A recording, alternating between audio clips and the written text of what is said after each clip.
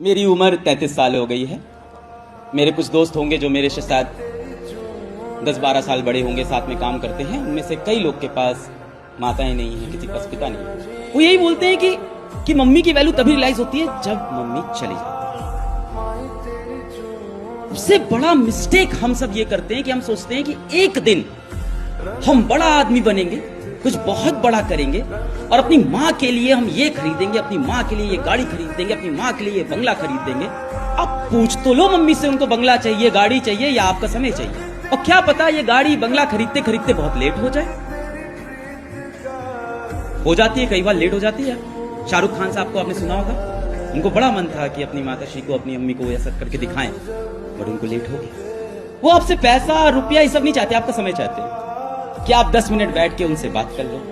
Once mother is gone, she is gone, you cannot bring her back.